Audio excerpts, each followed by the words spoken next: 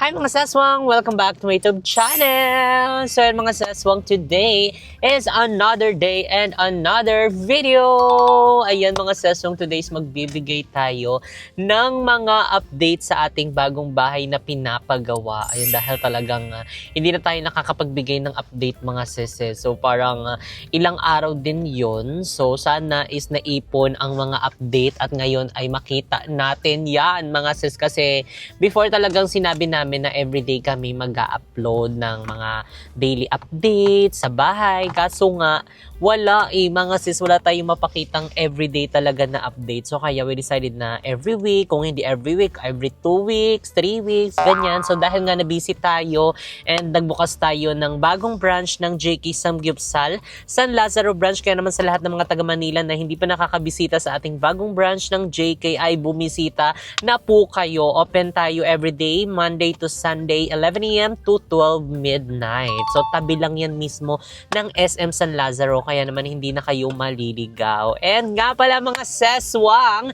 sa lahat ng mga taga-Caloocan at lahat ng mga kumare at kumpare natin na excited na sa opening ng ating branch ng Cafe Mo, Vicas Camarin Caloocan branch. Happy to announce mga ses, this coming June 26 po ang ating soft opening. Kaya naman magkita-kits tayo dyan sa lahat ng mga kamari natin, mga kaseswang na talaga namang nangungulit na kung kailan talaga ang specific date ng ating bagong branch sa Caloocan. So ito na yun mga seswang, talagang na-pending lang, talagang nagkaroon lang ng delay dahil nga ang tinatapos pa yung construction. But ayun na nga mga ses, halos patapos na rin naman na.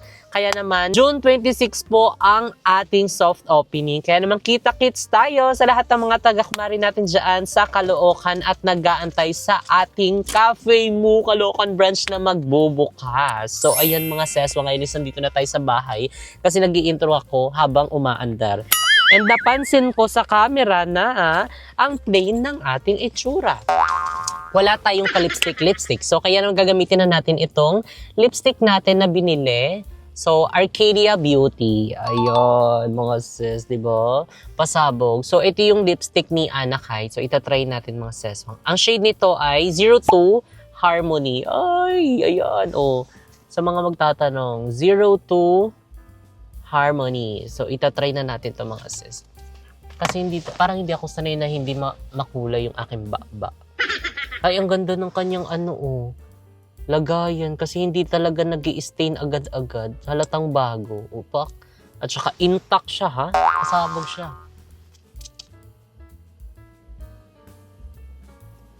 So ayun mga seswang, this time hindi mapula ang ating baba. Parang ang sarap niya. So ayan lang. Barbie lang ang ating atake ng lipstick. Tsaka parang may flavor. Parang may pagka-mint. Parang na din to, mouth spray na yung atake ng kanyang lipstick. So ayun mga seswang, tara na at mabigay ng update. Let's go!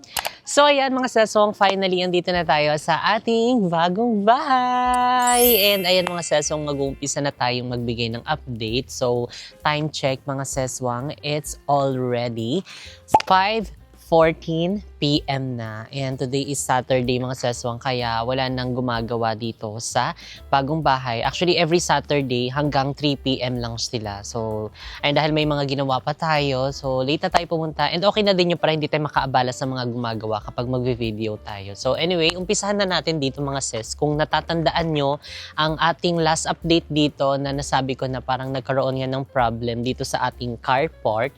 Ayan, so ito kasi yung bubungan ng aming carport mga seswang. So, ang nasabi ko doon is tama yung nasubmit nila, tapos parang ang nasabi ko is parang mali yung na-approve.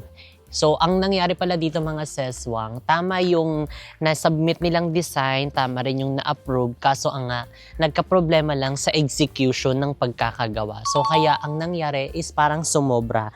Ang totally na original kasi mga ses, na nandun sa plano is itong second na poste is hindi dapat siya lalagpas. So, kung makikita nyo at mapapansin, so lalapitan natin para mas makita nyo yung tinutukoy ko. Ayan. So, ito yung pinaka-main na poste mga sis, di ba? Yung pangalawang poste, kung makikita nyo na sumasabit na yung bubong, umaabot na doon. So, hindi talaga dapat na umabot doon. Actually, kailangan tanggalin daw yan kasi kung hindi, magkakaroon kami ng penalty. So, syempre mga seswang, bilang nagpapagawa ng bahay, merong construction ba na binabayaran. So, malaki din yun mga ses. So, syempre ayaw namin na magkaroon ng penalty at hindi mabalik sa amin yun. Kasi sayang yun mga ses, pambili pa namin ng pandagdag ng mga gamit dito. So, kaya ang mangyayari is, tatanggalin na lang itong sobrang bubong dito sa carport namin. So, hindi lang namin talaga sure mga ses kung anong nangyayari dito sa ating pinapagawang bahay habang papalapit. Alam mo yun, talagang tinatanggap na natin na medyo matagal talaga ang mga kaganapan dito sa bahay natin. So talaga inano natin na slowly but surely. Kaso ang lumalabas is hindi ganun mga seswang. Slowly but alam nyo na yung tinutukoy ko. Ganon yung nangyayari. So, okay sana kung slowly but surely. Pero, hindi lang ito yung pagkakamilang ginawa nila, di ba? May mga, ibang design sila na hindi nasunod. Kagaya ng mga, yung doon sa loob. So, mamaya ipapakita natin yun. Pero, ang good thing din dito is, ayan, napatayuan na nila ng mga dingding. Yung bakod. Ayan, dito sa harapan ng bahay. So, syempre, meron ditong design. Ayan, natakpan nila. And hindi pa nga nila tinatakpan eh. Hindi pa nila dinudugtungan. Ayun no. Akala ko nung nakaraan gagawin na nila. Kasi yung kabilang natural stone, ayan, dito is tapos na. Pero ewan ko kung bakit hindi pa nila tinatapos. So anyway, tara na at pumasok sa loob. So dito sa side na to mga sis, medyo na-clear na nila. So ayan, inumpisahan na rin pala nila. Pero parang nung nakaraan pa to no. Ewan ko bakit hindi pa nila tinutuloy. Siguro may mga kulang pa sila at dapat pa silang gawin bago nila saraduhan yan. And ito medyo malawak nga yung ating carport. Kaso nga lang, yung bubong puputulin, kailangan tanggalin. So ayun, nakataas na din siya oh. And syempre hindi pa final itong namin, yung walkway namin kasi aayusin pa nila to. So bali, aangat pa siya, mag-elevate pa. So, yung pinaka-final na namin is ito na. Yan yung pinakataas niya mga sis. So, kasi merong restriction yung subdivision or yung village na to. So, kailangan sundin natin. Kasi kung hindi nila ibibigay yung ating construction ban. So, anyway, paulit-ulit na tayo. Ay, hinayang din kami kasi syempre yung namin, yung paghihirap namin, talagang pinaghirapan namin yung pera na makaipon para lang makapagpatayo ng dream house namin. So, syempre, hindi naman din sila makaka-come up doon sa presyo na yon at di kami magkakasundo kung hindi nasama yung mga design. Diba? Yung dito, may design yung dito mga sis. Hindi ko napakita pero ito yung magiging itsura dapat niya. Ayan, diba? So merong design dito dapat. Kaso nga hindi na nila na-push through kasi nga, tapos na siya. At saka kapag inilaban pa nila, hindi na magiging possible kasi ninipis na yung dingding. So syempre, safety naman namin yung doon. And anyway, ayan, itong pool natin, ayan, nakapag-drain na din pala sila. Ayan, na-drain na, nalinis na yung ating pool. Kasi nung mga nakarang araw is parang iba na yung kulay niya. Parang na siyang baha sa kaingin mga sis. Literally, ganun yung atake niya. Tapos may mga lumulutang na mga styrofoam. And isa din sa adjustment na mangyayari, actually in-adjust na. Tinanggal na yung dito, yung pinaka-compressor ba tawag doon ng aircon. Yung outdoor unit, nilagay na doon sa gilid. So okay na din yun. Kasi nga, tama daw dito sa pinaka-kisame. Kasi yung kisame dito sa pool is parang naka-cove light siya. So, di ba nauna nang ikabit yung ating aircon dito? Kaya nandyan na yan siya. Pero syempre, bago naman ipakabit yun, kinonsult naman yun sa engineer kung merong matatamaan, ganyan-ganyan. Pero sabi nila, hindi naman daw. Kaya yun, napafix na namin siya. Pero yun nga, yung inumpisahan na itong kisame ng ating pool, ayun, natatamaan siya. So, syempre, para na yan, mabilis na yung pagkakagawa, kami na yung nagpaano nito. Pina-adjust na namin sa nag-aayos ng aircon. Tapos doon na lang siya sa side nilagay para hindi rin eyesore dito sa ating swimming pool area. And lesson learned mga seswang, wag mo na magpakabit ng aircon hanggat hindi pa natatapos. Pero kasi na-heads upan na kami na pwede na daw pumasok si aircon. Kasi syempre matrabaho din ang aircon, di ba? Magsisilsil pa yan sila, magaganyan-ganyan pa. So, bali, dodoble yung gawa. Kaya hanggat hindi pa na skim coat or na-finish, ipumasok na sila. And dito naman mga seswang sa side na to is halos mako-cover na itong ating kisame. Ayan, natakpan na nila. So may mga ibang side lang na naka-open, gawa ng fina-finalize pa nila and inaantay pa nila yung CCTV. Kasi yung CCTV is halos pwede na pumasok dito. Kaya nagtira sila ng ilang mga butas para makapasok si CCTV dito sa ating dream house, 'di ba? Para hindi rin doble na kapag sinara nila isa kapapasok si CCTV. So okay na 'yan, nag-abang na sila ng butas para hindi na doble-doble yung gawa sa ating kisame. Oh, ayan oh, 'di ba nasaraduhan na? Wow, pasabog. And isa sa excited kami mga sis, yung ano dito, yung aming kitchen island. Ay, napalitan na ba nila yung ano dito? Kapak? Ay, hindi pa din. Di pa nila na papalitan. Ay, may kapak siya mga sis. So, ilang beses na din namin sinabi. Pero siguro, kapag tapos na talaga, dun lang nila papalitan. And parang, hindi ako nagkakamali, meron pa sa taas na mga kapak eh. So anyway, ayan, di ba, nakikita nyo na medyo malawak na, malinis na, nakakapaglinis na din sila dito. And nasabi din ng aming contractor na next week daw is magpo-full blast na ng gawa dito. From doon sa aming swimming pool, sa mga glassworks, yung mga paints, ayan, modular cabinets, mag-aano na daw sila, magpo-full blast na daw sila ng gawa dito kasi anong petsa ng mga sesong sabi sa amin is June. Ay parang matatapos na ang June, ang dami pa nilang gagawin. Pero yun nga, ipag-pray na lang natin na sana maayos ang pagkakagawa, wala ng mga mali-mali. As in, parang napansin kasi namin na parang kulang sila sa sa communication ng kanilang contractor at saka mga tauhan at saka yung foreman. Kasi nakakausap din mo yung foreman, sinabi yun lang naman daw yung pinapagawa, yun lang yung binabang parang memo na yun yung gagawin nila. Pero syempre, as client, alam namin kung ano yung design, ano yung mga ilalagay sa mga parts. Kaya inaano namin, hineheadsapan namin yung foreman namin na parang mali yung ginagawa nila sa mismong design na pinrovide sa amin. Kaya alam mo yun, minsan kami na yung nakakapansin na mali talaga. Pero yun nga, sana magkaroon lang sila ng maayos na communication with our contractor and yung foreman na gumagawa dito sa aming dream house. And parang kasi napalitan parang nawala yung foreman namin before and ngayong pa-finishing iba na yung foreman kaya di ko alam kung hindi nila na nabigyan ng panibagong task. Ganon, di ba? Na heads upan na kailangan ganito yung nakalagay. Wow, natural stone din daw mga sis ang ilalagay dito. O di ba? Ang perfect. Ang ganda. Di ba? Kapag may mga birthday, ay, di ka na magarenta mga sis. Dito na talagang i-ROI natin itong ating bahay. Grabe. Diba? Nakakatuwa din kasi talagang unti-unti na siyang natatapos. May mga unexpected man na mga kaganapan, yung mga problem, pero part yun Wala naman kasing perfect, pero sana nga is ma-minimize na yung mga pagkakamali, lalo na kapag tapos na, kasi hindi na siya masusolusyonan, or mahihirapan ng solusyonan kapag tapos nang gawin yung isang bagay, tapos mali pala. So sana bago pala i-execute, naisabi na ng maayos kung ano yung planong gagawin. And dito naman mga seswang yung bakod natin, kinis na siya. Wow! Kinis na siya. Oh, wow! Pasabog. And yung height niya is tataasan pa siya. Pero ayan ngayon is nakinis na tong side na to hanggang doon. Kasi di ba sabi next week na daw magpo-full blast na sila dito sa aming pool. And kailangan kasi sa pool medyo okay na yung itong area. Kasi doon sa side na yun mga seswang, doon maglalagay ng pump room. So, para meron kaming pump dito sa sa swimming pool area. Ayan mga seswang, oh. Wow, sana natatanggal. Natatanggal naman siguro yung mga stain, no? Oo, matatanggal naman yan. So, ayan na yung drain nito mga sis. Ito, yung sinasabi ko, yung nakalutang nung nakaraan. Sa kaingin, sinasakyan namin ito pagbaha. Literal na baha kasi siya yung atake niya. O, di ba? From this to this, from the batang naliligo sa baha, ngayon meron ng swimming pool sa dream house. Anytime pwede na tayong lumangoy. Yes. Hanggang leg to? Leg yan, mga sis. Masabog yan. So, pwede kayong pumunta dito sa aming resort. Located dito sa San Lázaro. JK yun. Mali.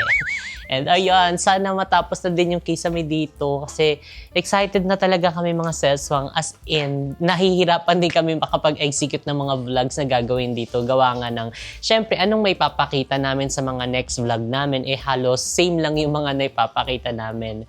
So kaya ayun, medyo madalang tayo makapag-update dito sa bahay kasi iniipon din namin yung update talaga para syempre sabi namin sa inyo, may mga bagong progress dito sa bahay. Hindi yung may Kevin na naman tayo, pero as in yun lang yung naipapakita namin. So ayan, dito din mga seswang, tapos na itong buhusan ng mga nakaraan.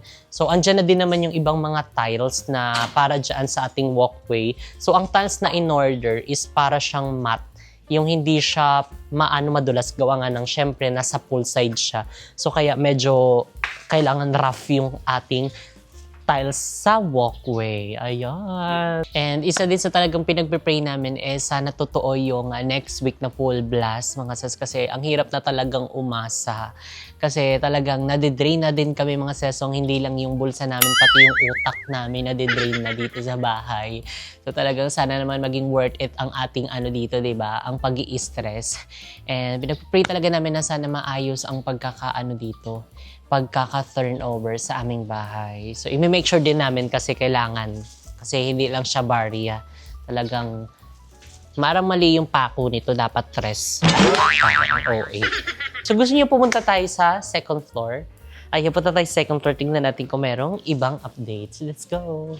And ayan nga pala mga seswang, di ba, kung matatandaan nyo yung nakaraang vlog namin na house update, nangingi kami ng suggestion or opinion sa inyo kung anong pwedeng magandang ilagay dito sa side. Kasi actually wala talagang nakalagay dito. As in, wala kaming plan na parang bago tayo magpagawa, kailangan eto yan, ganyan yan. So, wala itong space talaga, is plain talaga siya. Kaya, yun, nangingi na kami ng suggestion, ng tulong sa inyo kung ano magandang ilagay dito. And marami nga nag-suggest na altar na lang daw ang ating ipalagay. Kasi ang altar sana natin is doon banda, pagbungad ng ating hagdanan, pagka-landing, para kita agad natin yung altar. Pero yun nga, sabi nyo na dito na lang siya.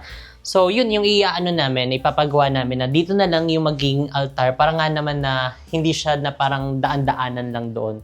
So, dito is talagang para siyang center, as in nakalaan yung space na ito para sa altar. So, ayun, sana ma-execute din ng maayos yung ating altar. And ating shower pala, 'di ba? Kasi nung nakaraan, sabi nyo, ang dami nagko-comment na na gilid na gilid. Actually, isa din yung sa napansin ko na parang hindi kaya parang gilid na gilid siya. 'Di ba? It's either na dito ilagay, dito na lang. At least dito, nakaganyan ka. Compare dito na parang siksik yung shower mo. Ayan oh. Maliligo ka. Tapos natatapakan mo pa yung yung strainer. Parang nayuyupit na siya kasi parang lata lang siya. Oo nga. Oh? Okay. Di ba pwede igilid to? Oh, parang nasira na nga siya. Oh, tapos yung draining dapat nasa gilid din siya eh. Parang ka nang siksik dito talaga. Parang hindi mo na maximize maayos yung CR mo. Lawak-lawak. Anong ginagawa nito? Igilid mo na nga lang. Tapos yung bintana, hindi naman OA na ganyang kalaki dapat yung bintana. Diba? So ayun, baka ipapakonsult din namin kung pwedeng parang pinilit yung CR. Parang pinilit yung shower. Parang mas naging talaga highlight yung bintana. Ano talaga to? Bintana o shower. 'Di ba? Dapat ang shower ang pinakamaganda. Hindi yung parang pinilit lang siya dyan sa Gedli. So ayan, dito din mga sesong sa kabilang CR natin. Ayan, nakabit na rin yung ating isang shower. Mali. Mali na naman ang kinabit. May tubig ka na? Ay, baka ma-showeran ako Ano ka ba? Ay, wala siyang tubig Wow, ang galing. Oo, baka pinatay. So, pero ito nga, nakabit na yung ating isang shower dito sa isang CR, pero mali nga daw yung kinabit nilang shower dito. Dapat sa kabilang CR namin ito. And ito nga mga seswang, dapat nasa na to. I mean, may niche talaga dapat to. So, ayan, di ba sabi nila June, babakbakin pa nila to. So, kailan pa yan siya matapos? Diyos ko Lord, tabangi. Tabangi ang bayat! Kaya nagputi na ang buto. Charing.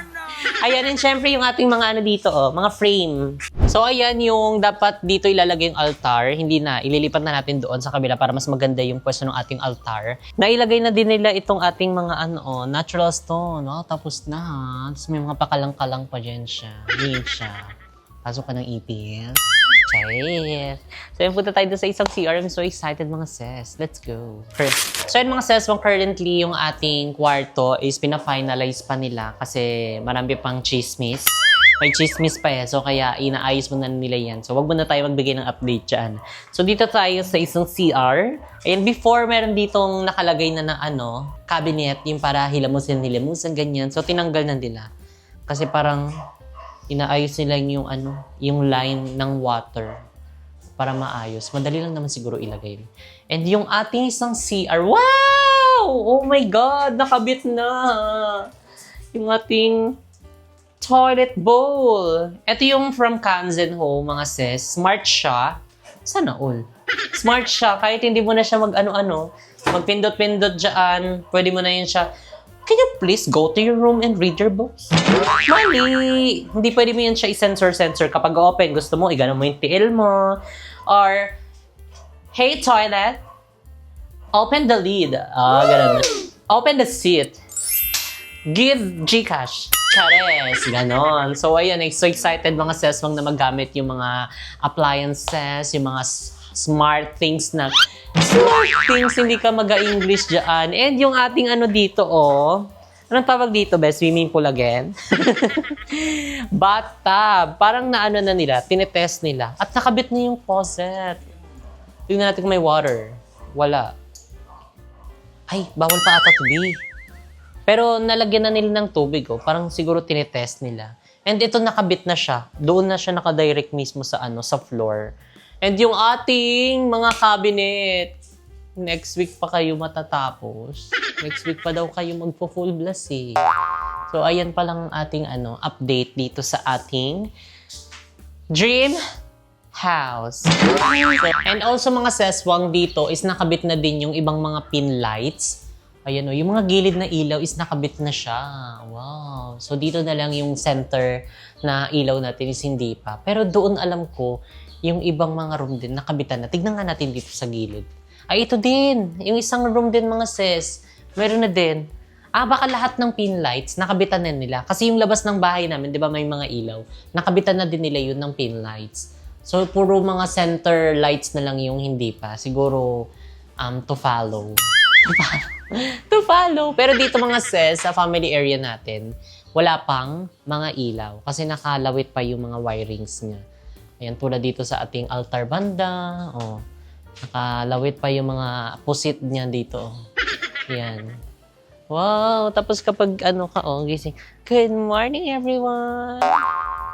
Hi. Di ba may may ganyan?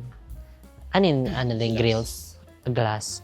For the glass. Wow. Tapos kapag araw-ulan, dumi yan. Ano siya. Hirap maintenance yan. Pero okay lang dahil meron naman tayong ganitong stick. Aho!